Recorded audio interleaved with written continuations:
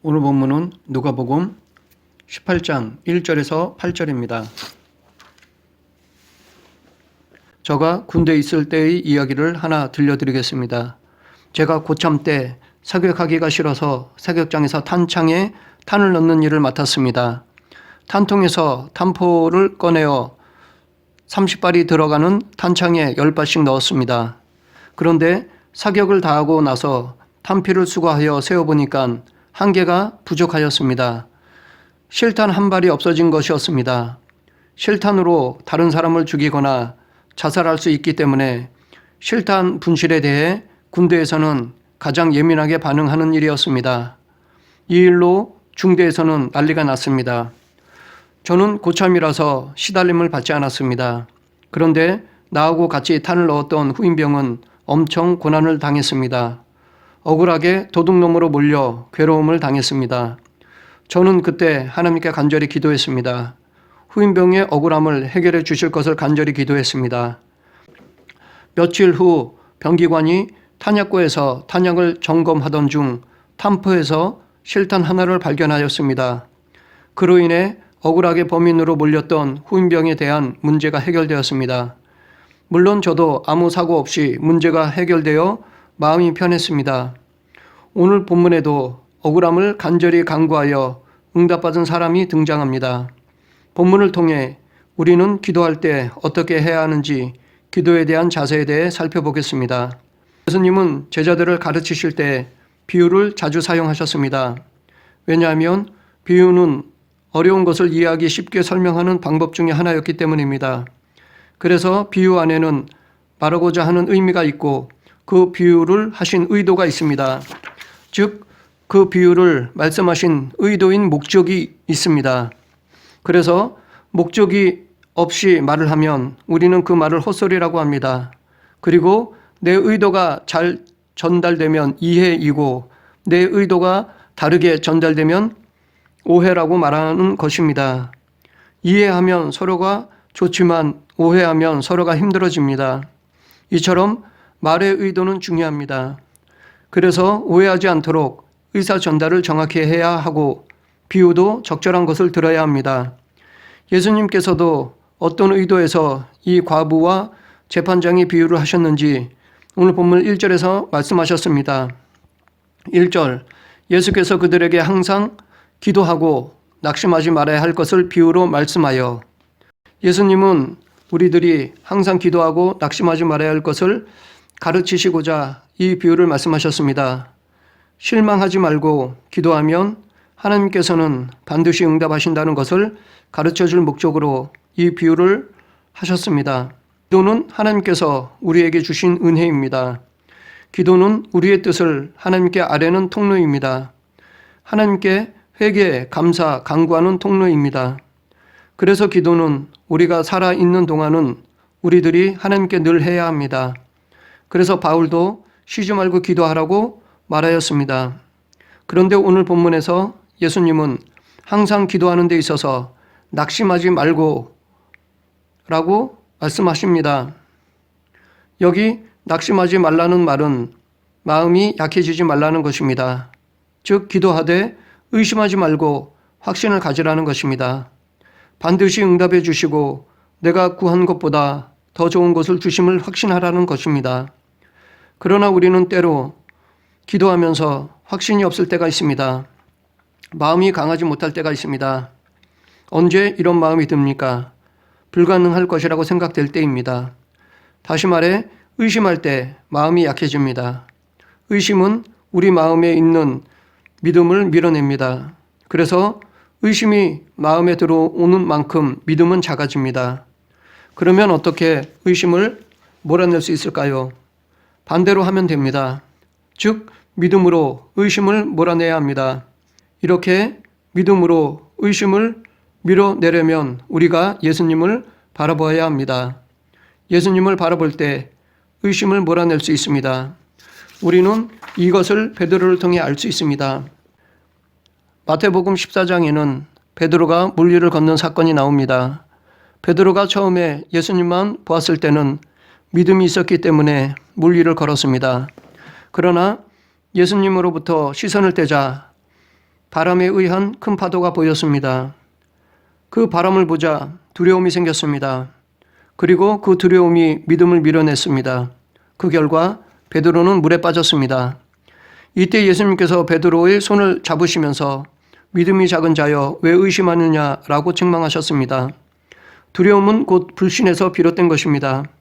이 불신은 전능하신 예수님에 대한 의심입니다. 예수님의 능력을 이성에 가두는 것입니다. 예수님은 베드로의 이러한 의심을 책망하셨던 것입니다. 그러므로 우리는 베드로처럼 의심하지 않기 위해서는 예수님을 바라보아야 합니다. 물론 우리는 베드로처럼 직접 예수님을 볼 수는 없습니다. 하지만 우리에게 주신 말씀을 통해 예수님을 바라볼 수 있습니다. 성경 말씀을 통해 예수님을 믿고 확신하여 우리 마음에 있는 의심을 몰아내야 합니다. 그러하기에 우리의 기도는 말씀에 근거해야 합니다. 말씀에 근거해서 기도하는 것입니다. 내 중심적으로 기도해서는 안 됩니다. 만약 내 중심적으로 기도하면 그것은 내 욕심을 채우기 위한 도구가 됩니다. 그러한 기도는 하나님의 뜻이 아니기 때문에 들어주시지도 않습니다. 우리는 그런 헛된 기도를 해서는 안 됩니다.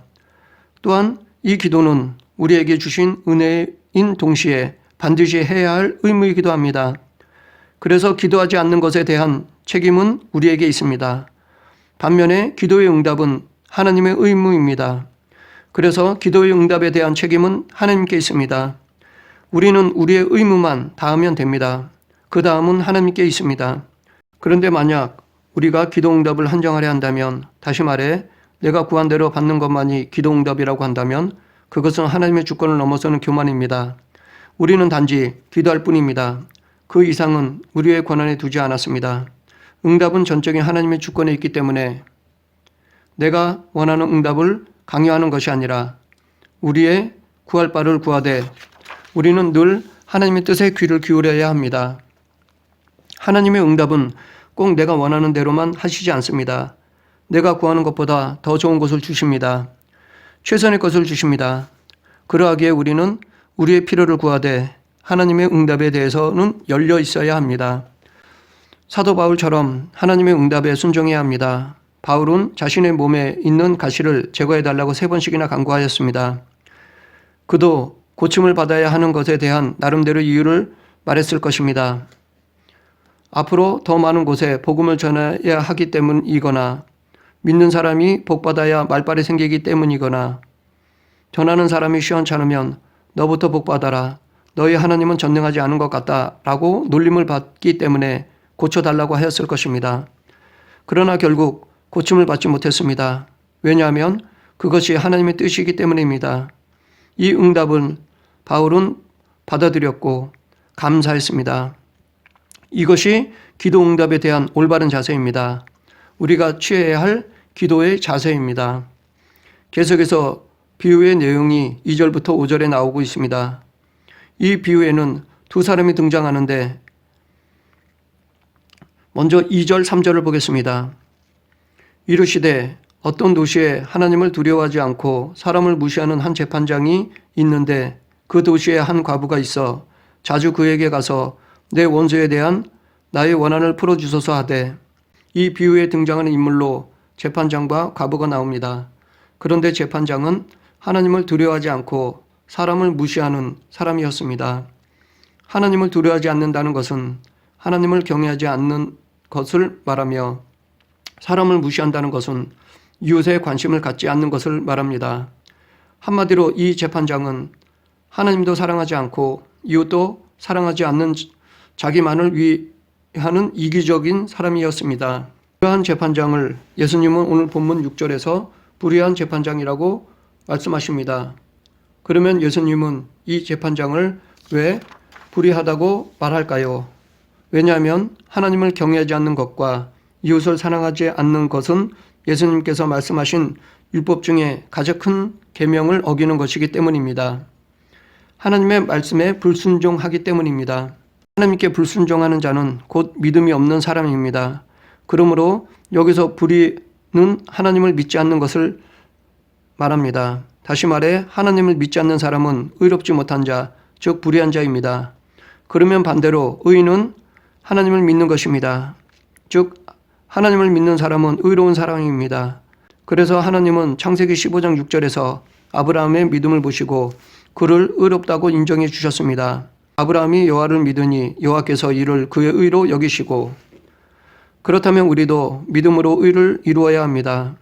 만약 우리가 어떤 상황에 맞는 행위를 했다 하더라도 그 중심에 내가 있다면, 즉 나를 높이려는 목적으로 했다면 그것은 하나님께 의롭다 여김을 받지 못합니다. 이것은 의가 아니라 불의입니다. 물론 사람들에게는 의롭다 인정받을 수 있습니다. 그러나 하나님에 대한 믿음이 없이 행한 선행은 자기 만족이요 자기를 높이는 것입니다. 그리스도인은 이러한 잘못된 의를 경계해야 합니다. 그리스도인에게는 하나님의 사랑과 이웃사랑이 따로따로가 아니라 하나입니다. 하나님 사랑 없는 이웃사랑은 교만이고 이웃사랑이 없는 하나님 사랑은 거짓입니다. 그러므로 우리는 온전한 의를 행해야 할 것입니다. 이 비유에 등장하는 또 한 사람은 과부입니다. 그런데 여기서 예수님께서 말씀하신 과부는 문자 그대로 미망인만을 의미하지 않습니다. 과부는 힘이 없는 자, 도움이 필요한 자, 소외된 자, 가난한 자 등 당시 고아와 함께 무능력한 사람을 의미합니다. 전적으로 도움이 필요한 사람을 의미합니다. 이렇게 힘없고 보잘것없는 사람이 교만한 재판장을 찾아가 억울한 일을 해결해 줄 것을 호소하였습니다. 그것도 한두 번도 아니고 자주 찾아가서 자기의 억울함을 해결해 줄 것을 간구하였습니다. 그 결과가 오늘 본문 4절 5절에 나옵니다. 그가 얼마 동안 듣지 아니하다가 후에 속으로 생각하되 내가 하나님을 두려워하지 않고 사람을 무시하나 이 과부가 나를 번거롭게 하니 내가 그 원한을 풀어주리라. 그렇지 않으면 늘 와서 나를 괴롭게 하리라 하였느니라. 불의한 재판관은 얼마 동안은 과부의 호소를 무시했습니다. 왜냐하면 과부에게서 얻을 수 있는 것이 없기 때문입니다. 많은 돈을 받는 것도 아니고 그 문제를 해결한다고 유명해지는 것도 아니고 어떤 큰 권위가 생기는 것도 아니었습니다. 그래서 이 불의한 재판장은 이 과부의 호소를 무시하였습니다. 그러나 과부가 탄원을 멈추지 않고 끈질기게 매달리니까 재판관은 번거로움을 느꼈습니다. 여기서 번거롭게 하다라는 말 안에는 명예를 훼손시키다라는 의미가 담겨 있습니다. 그래서 이 불의한 재판관은 과부의 끈질긴 탄원을 받으면 개인적으로 귀찮을 뿐만 아니라 혹시 문제 해결을 제대로 못하니까 저렇게 시달림을 받는 것이 아닌가라고 오해를 받을 수 있다고 생각했습니다. 그렇게 되면 재판장으로서의 명예가 손상될 수 있습니다.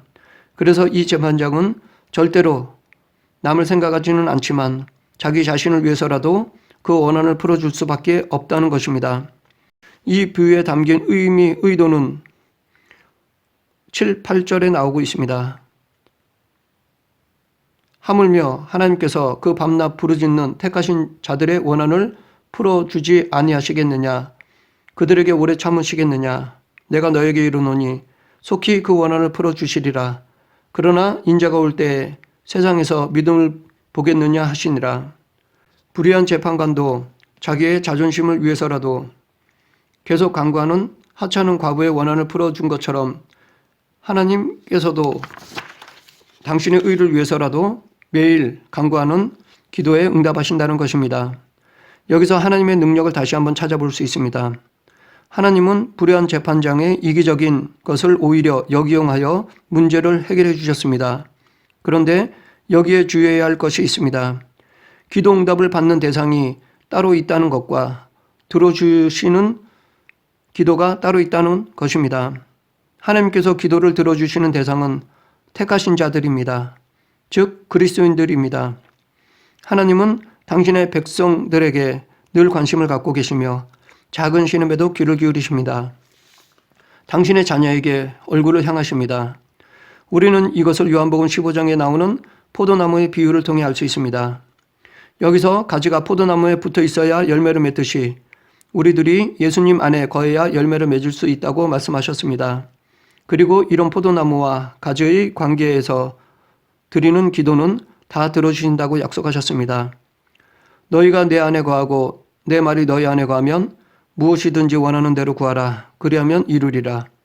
여기서 내 안에 거하는 자는 예수님을 믿는 자입니다. 내 말이 너희 안에 거하는 것은 예수님의 말씀에 즐겨 순종하는 것을 의미합니다. 그러므로 예수님을 믿고 순종하는 선택받은 자의 기도를 들어주신다는 것입니다. 그러면 왜 하나님은 택한 자, 그리스도인의 기도를 들어주십니까? 그리스도인에게는 성령님이 함께 하시기 때문입니다. 우리와 함께 하시는 성령님은 우리의 의지를 성화시키십니다. 그래서 성령님은 우리에게 하나님의 뜻대로 기도하게 하십니다. 즉 하나님의 공의에 합당한 기도를 하게 하십니다. 그렇기 때문에 공의로우신 하나님은 그리스도인이 드리는 기도에 응답하시지 않을 수 없습니다. 이처럼 하나님께서 응답하시는 기도는 당신의 뜻에 합당한 기도입니다.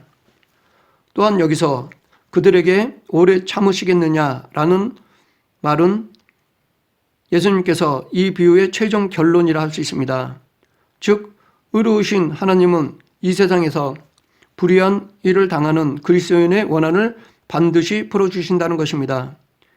이 세상에서도 자녀가 불의하게 고통을 당하는 것을 그냥 지켜볼 부모는 없습니다.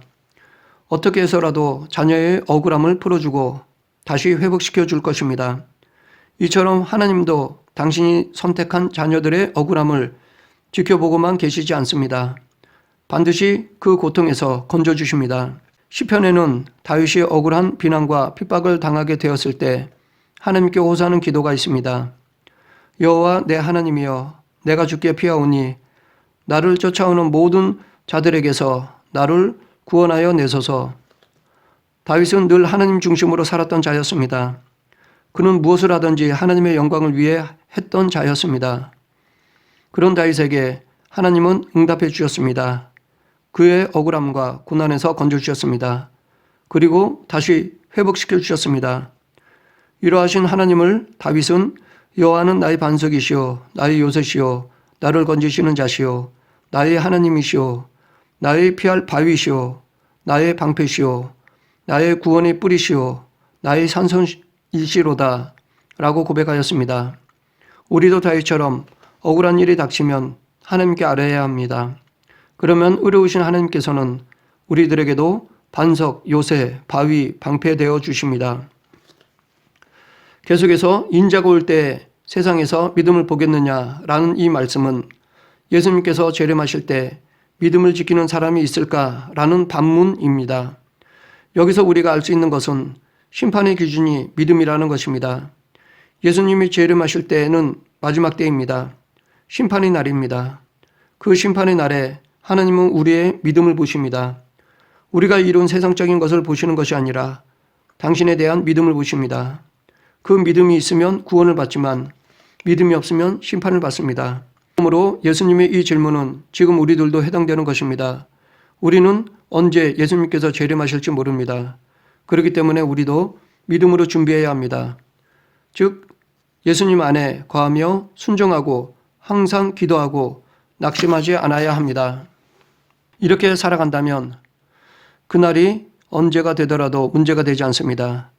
마치 등과 기름을 준비한 슬기로운 다섯 처녀가 신랑이 언제 오더라도 혼인잔치에 들어가는 것에 문제가 되지 않았듯이 우리도 믿음이 준비되어 있다면 언제 예수님께서 재림하실 것인지에 대해서는 문제가 되지 않습니다. 말씀을 정리하겠습니다.